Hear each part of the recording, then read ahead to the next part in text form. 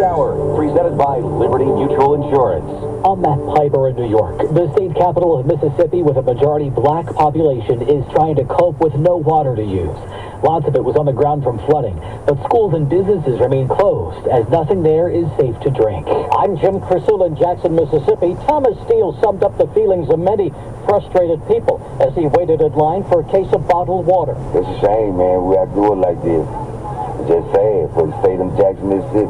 What is they really going to do about this? Don't nobody know. The city of 180,000, which is more than 80% African American, is without running water after the city's long-troubled water treatment plant was flooded by the rain-swollen Pearl River. To the COVID pandemic, and the FDA has authorized Pfizer and Moderna's updated boosters. They combine original vaccines plus one that targets the Omicron subvariant.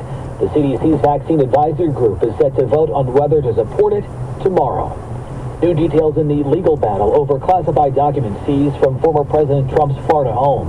More from our Robert Costa as the Department of Justice pushes back and reveals new exhibits, including possible evidence of a crime. Former Justice Department official Harry Littman explains what's most striking about the DOJ filing. The filing, besides making a very strong legal case, makes a pretty strong factual case and gives us new details that reveal that far from being cooperative, Trump tried at every trick in the book to keep these documents from going back to where they belong, that is, the National Archives. The Justice Department also sharply outlined a case of possible obstruction against Trump and his lawyers. Beginning tomorrow in Times Square, an emergency rule that it's a gun-free zone. The law is in response to the Supreme Court repealing the state's 100-year-old law limiting availability of concealed carry permits.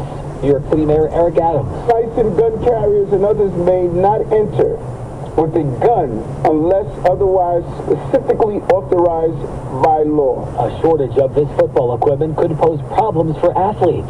To play football, you need to have football helmets, but there is now a helmet shortage. It's a national problem. We've had 7-on-7 canceled because teams didn't have helmets. Jim Perry is the head coach at McKinley High School in Niles, Ohio. Luckily, by the grace of God, we got 8 helmets in last week. Sean Guerrero, a high school coach in New Middletown, Ohio, says there could be postponements. Probably worst case scenario, we might have to delay our junior high season, maybe a week or two. Riddell Sporting Goods, the main manufacturer, says it's no longer accepting new orders.